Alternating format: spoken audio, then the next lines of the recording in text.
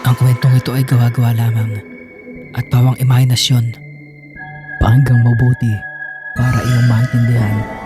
Ito ang kwento ng Traidor ng San Fernando High School. Chapter 3. Ako nang bahala, tol. Sanay yata to sa rambulan kahit sabay-sabay pa sila.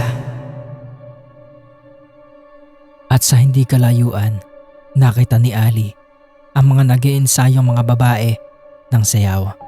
Teka, tol, sino yung nasa unahan na babae? Kilala mo ba siya? Ha? Nasaan, tol? Kita ko na. Sila yung mga Jordans dito. Yang nasa unahan, si Yeng. Yung mga kasama naman niya, si Luna, si Kali na kaklase natin, si Ira, Heaven, at Mia.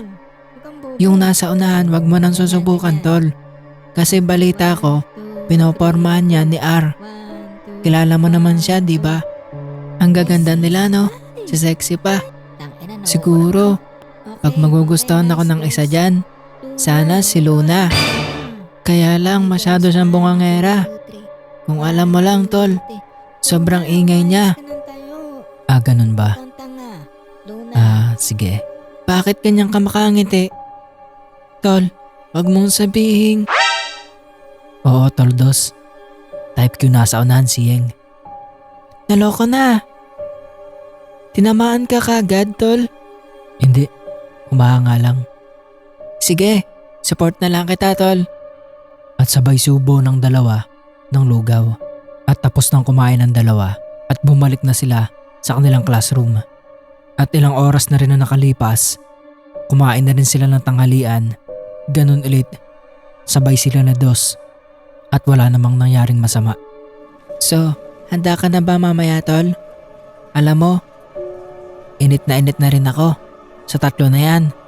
Kung alam mo lang, ngayon may nakatapat na sila na tulad mo. Backup mo ako. Wika ni Dos kay Ali na tila tumapang na. Bakbaka na to, tol. Trip nila ako, Palaga natin. Sagot ni Ali na tila excited na sa mangyayari.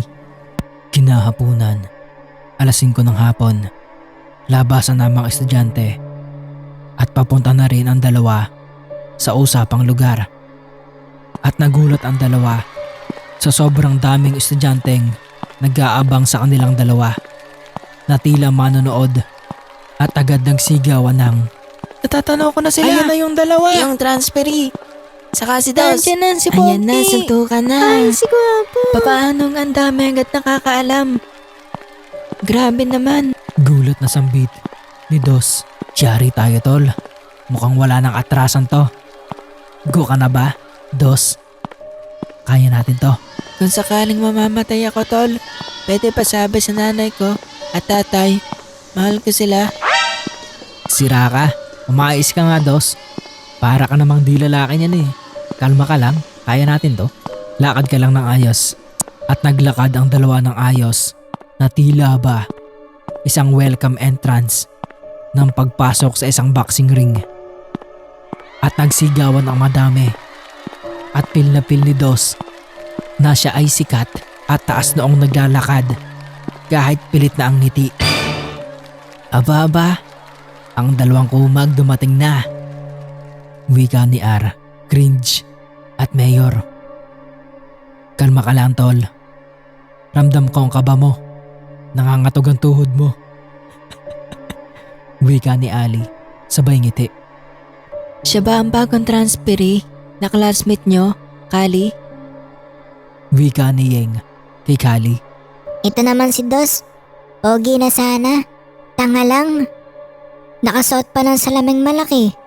Tapos, kimpi yung buhok. Ang bobo, pogi sana. Wika ni Luna. Oo, Yeng. Siya yung bago namin transferee. Ang gwapo, di ba? Wika ni Kali kay Yeng. At ilang sandali pa. Ano mga ugok?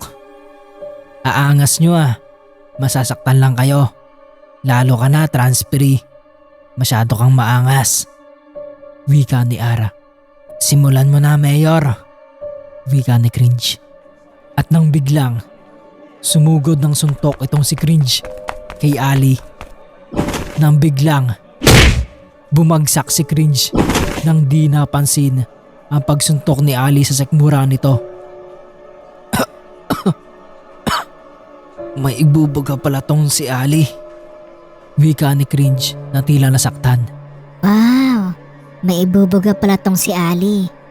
Wika ni Yeng kay Kali na tila namangha at nagsigawan ang mga babaeng estudyante na manonood.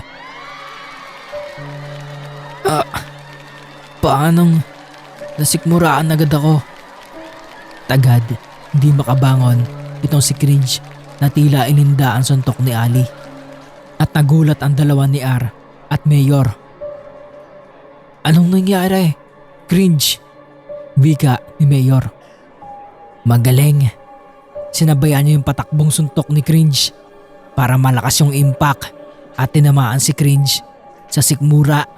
Ibig sabihin lang nito, Mayor, may karanasan itong si Ali sa away dahil meron siyang tibay ng kamao na hindi nainda ang pagsugod ni Cringe.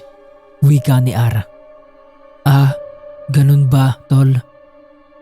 Wika naman ni Mayor at pinuntahan ni Mayor si Cringe. Tol, okay ka lang? Nasikmuraan ako, Tol. Wika naman ni Cringe kay Mayor at agad inalalayan. Okay, one down.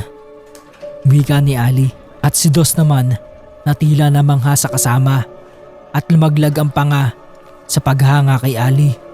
Ang galing mo, Tol. Grabe. Hindi ko kaya yon. Nang biglang sinapak ni Mayor itong si Dos at agad napaluhod. Ano, Dos? Luhod? Tol. Sorry, hindi ko nakita. At agad bumawi ng suntok itong si Ali at tinamaan si Mayor sa may balikat at tumalsik ito ng bahagya. Wika nilang ni Mayor. Tama ka nga, Tol R. May karanasan ng isang to. At agad umurong itong si Mayor. Tol, okay ka lang? Dos? Okay lang ako. Nahihilo lang ako ng konti. Kaya ko pa. At nang biglang lumapit si R, papalapit kay Ali nang dahan-dahan. Nang biglang sumipa ng malakas gamit ang kanang binti nito. At itong si Ali, bagamat alerto na, nahawakan ni Ali ang kanang binti nito. Pero sa hindi inaasahan, tumalon si R habang hawak ni Ali ang kanang binti nito at ginamit naman ang kaliwang hita sa pagsipa sa balikat nitong si Ali. Tinamaan si Ali sa kanang braso at agad nabitawan ni Ali ang kanang binti ni R at tumalsik siya ng isang dipa at agad nagsigawan ang mga manonood. Wow! Ang galing talaga ni R magkarate. Baby ko yan si R. Talunin mo siya, R. Go, R. O si Pogi. Ali, bangon. Kaya mo yan. Guwapo, kaya mo yan. Bangon. Natila hati ang mga fans ng dalawa. At agad bumangon si Ali. At nagsambit ng, mahusay, R. Marunong ka pala sa karate. Di ko inaasahan yun na. Ngayon ko lang ulit naranasan na mapapagsak sa isang laban. Mahusay, wika ni Ali. Ano, Transpiri? Kaya pa ba? Kaunti pa lang yan. Wika ni R na tila nangaasar pa. At akmang susugod na si Ali nang biglang. Aray! May kumakagat sa akin! Tigilan mo ko! Ano yan? Takbo kayo, guys! Dito. Tumakbo kayo! Takbo! Ali! Tara! Anong nangyayari? Mga tol, Cringe, Mayor, tara! Pang tinutulala nyo! Yeng, Aira, Kali, tara! Sumunod kayo sa akin! Mia! Wika ni Luna. Ano to? Dos, takbo! Sumunod ka lang sa akin! Tol, Ali! Nang biglang itutuloy